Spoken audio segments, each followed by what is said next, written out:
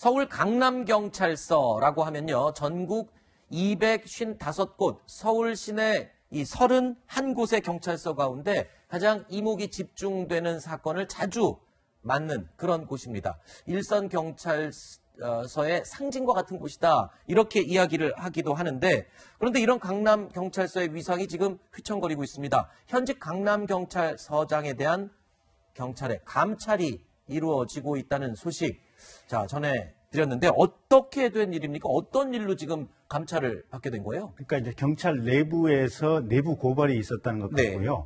그 이전에 이제 서울경찰청 지능범죄수사대장으로 재직하던 중에 여러 가지 근무상에 좀 불비한 점이 있었다. 네. 가령 근무 시간 중에 술을 마시고 어떻게 보면 사무실에 늦게 들어왔다. 네. 또 심지어는 사무실 안에서도 음주를 했었다. 아. 그다음에 음주하는 자리에 네. 부하 여경들을 불러서 배석시키고 같이 앉았었다. 업무하고 상관이 없이 이런 내용으로 감찰 조사를 받는 것으로 알려졌습니다. 네. 일단은 이 고발인들은요, 박총경이 같은 부서 여직원들을 방금 말씀하신 것처럼 수시로 불러냈다.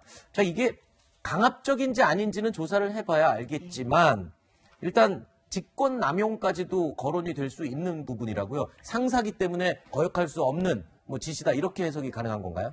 인사권을 가진 사람이잖아요. 네. 상사인데다가 인사권을 가지고 평가도 할 수밖에 없죠. 그죠? 네. 그런 간부가 부르는데 거절하기가 쉽지 않겠죠, 사실상. 네. 그래서 지금 말씀하신 그런 직권남용 부분을 살펴볼 필요가 있을 거고요. 그리고 사실 이제 점점 직권남용이나 이런 부분에 대해서는 이제 한때 적폐 수사를 하면서 기소도 많이 하고 이러다가 지금은 또 엄격하게 좀 제한되는 사례가 있긴 있지만, 네. 이분은 그거보다도 제 생각엔 경찰 이제 공무원 윤리 강령 문제도 생길 수밖에 없어요. 기본적으로 범죄가 될지는 살펴봐야겠지만, 윤리 강령이라든가 아니면 사실은 같은 부서 여직원들을 수시로 술자리에, 그것도 남자 직원뿐만 아니라 여직원을 불러냈다, 이런 경우 그 자리에서 부적절한 발언이 있었다든가 뭐 전제 조건이 있을 수는 있겠지만, 그랬을 때는 뭐 성희롱이나 네. 그 성인지 감수성이 이제 좀 부족한 거 아니냐, 이 네. 얘기는 확실히 있을 수밖에 없고요. 거기에서 부적절한 언사가 있었다면